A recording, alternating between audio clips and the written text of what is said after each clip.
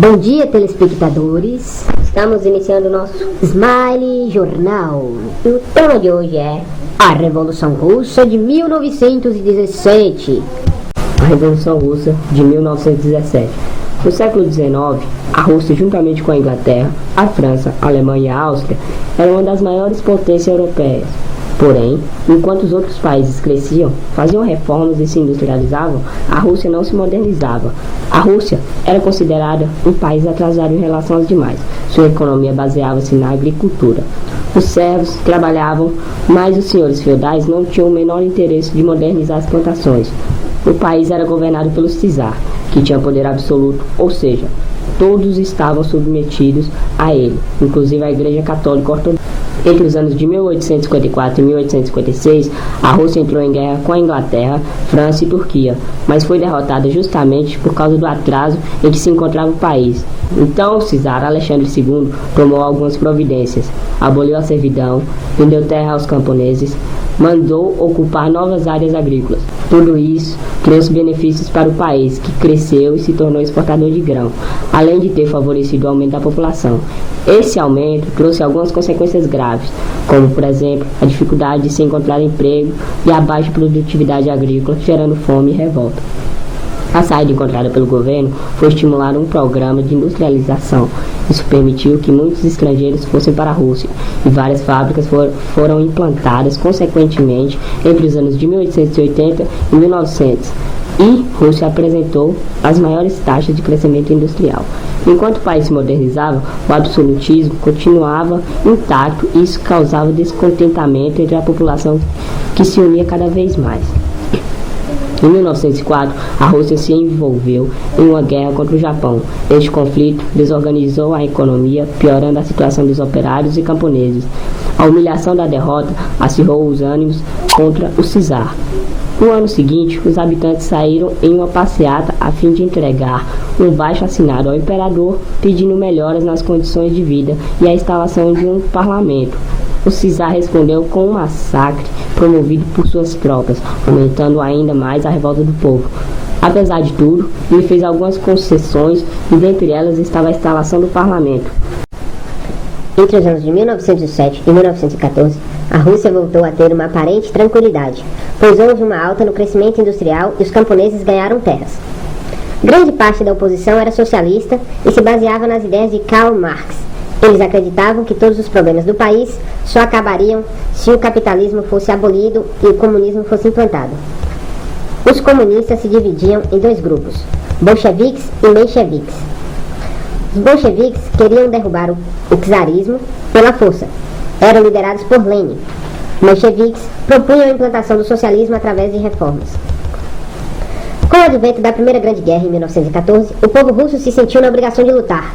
Porém, o combate trouxe algumas consequências, como a desorganização da economia, fome, pobreza e racionamento, saques, passeatas e protestos contra o czar. Renúncia do czar em 1917 diante da pressão popular.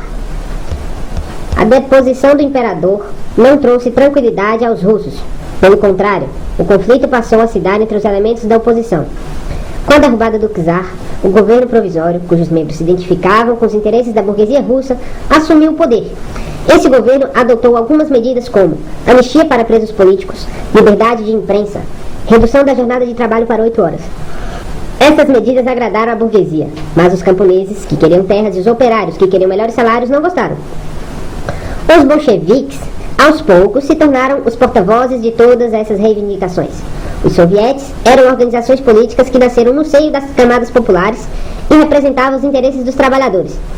Assim, havia os sovietes de operários, de camponeses e de soldados. Expressavam uma forma de poder popular em oposição ao governo provisório e se tornaram decisivos nos rumos políticos do país. Alguns grupos viam nos bolcheviques a solução para diversos problemas. Como fome. Lenin, apoiado pelos sovietes e por uma milícia popular, conquista a capital, obrigando o governo provisório a renunciar e assumindo o governo em 1917. Eles acreditavam que só o comunismo poderia trazer felicidade para os russos. No poder, eles tentaram realizar e criar uma sociedade onde todos fossem iguais e livres. Para realizar esse sonho, foram tomadas várias medidas. As terras da igreja, nobreza e burguesia foram desapropriadas e distribuídas aos camponeses. Quase tudo se tornou propriedade do Estado: fábricas, lojas, diversões, bancos e etc. A ideia dessas medidas era criar igualdade entre os homens, pois, segundo o marxismo, sem propriedade não haveria exploradores e explorados.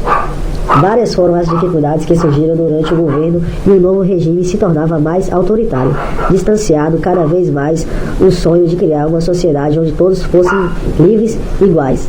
Em 1921, foi permitido ao povo a abertura de pequenos negócios, pois a sociedade precisava ser estimulada. Os camponeses voltaram a produzir para vender no mercado e as grandes empresas estatais passaram a considerar as necessidades de consumo do povo. Essa série de medidas foi conhecida como Nova Política Econômica, ou NEP, e teve resultados satisfatórios no campo econômico, porém, no campo social não foi tão bom assim. No campo, surgiram camponeses ricos que pagavam um salário para outros camponeses. Para os comunistas, essa atitude representava a volta da exploração capitalista. Nas cidades, os grandes empresários lucravam com essa nova economia e isso fortaleceu o aumento das desigualdades sociais. Em termos políticos, o poder ficou nas mãos do Partido Comunista. Os partidos, inclusive os demais partidos comunistas e os sindicatos, foram proibidos de funcionar. Após a morte de Lenin Trotsky, chefe do exército, Stalin, foram os dois líderes que disputaram o poder. Stalin saiu vencedor. Decidido a industrializar os países, ele só podia contar com dinheiro que vinha da agricultura, já que não podia fazer empréstimos internacionais por causa da pobreza em que o país se encontrava. Para aumentar a produtividade, foram criadas as fazendas coletivas e muitos camponeses foram obrigados a entregar o gado e as terras ao Estado para trabalharem contra a vontade. Nessas fazendas, nas fábricas, os operários foram proibidos sob ameaça de morte, de fazer greve ou de mudar emprego. Apesar disso, as metas de Stalin foram alcançadas e a União Soviética passou por um processo de modernização e industrialização. Porém, o totalitarismo implantado por Stalin na URSS mantinha o rígido controle sobre a imprensa e a cultura em geral. Agora veremos uma explicação de um profissional da educação a respeito do assunto.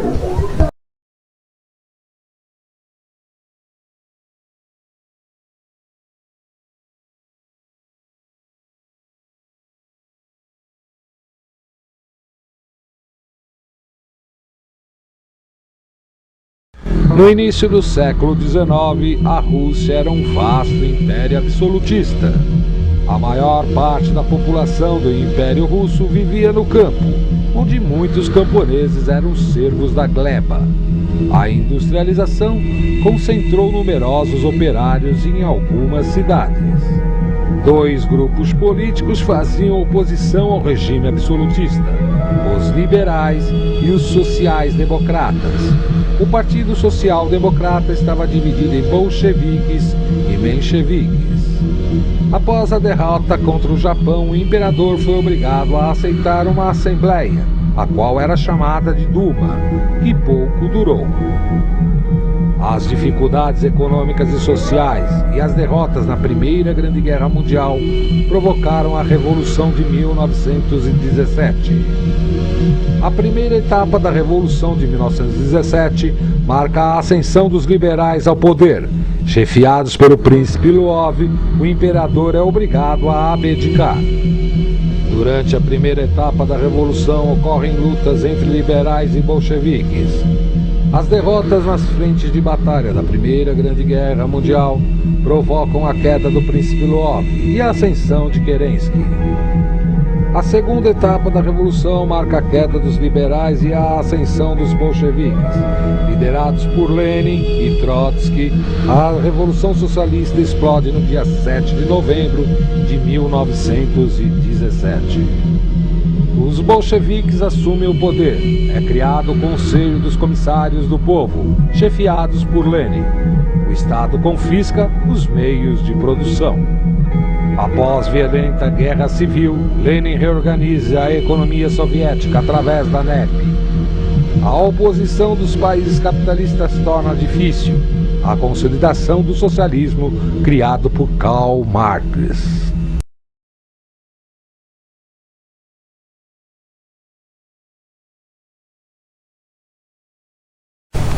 Neste momento, iremos assistir uma apresentação de um grande artista a respeito do assunto.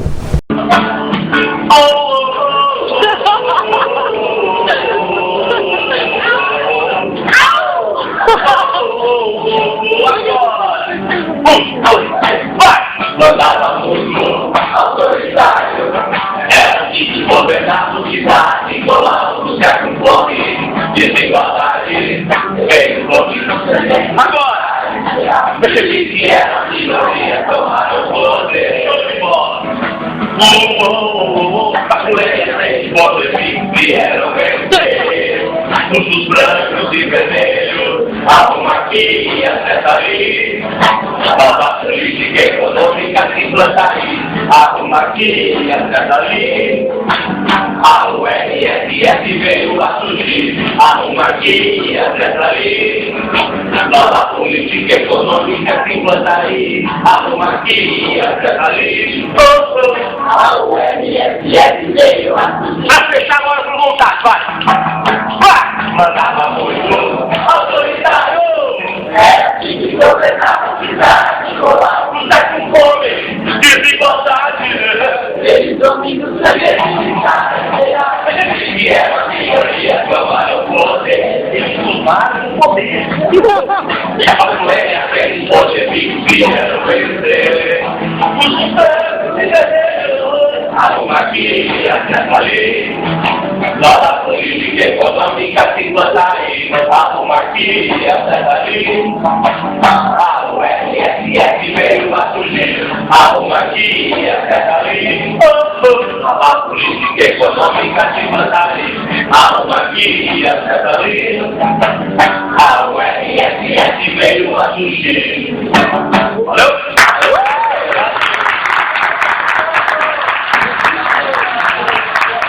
Thank you very much.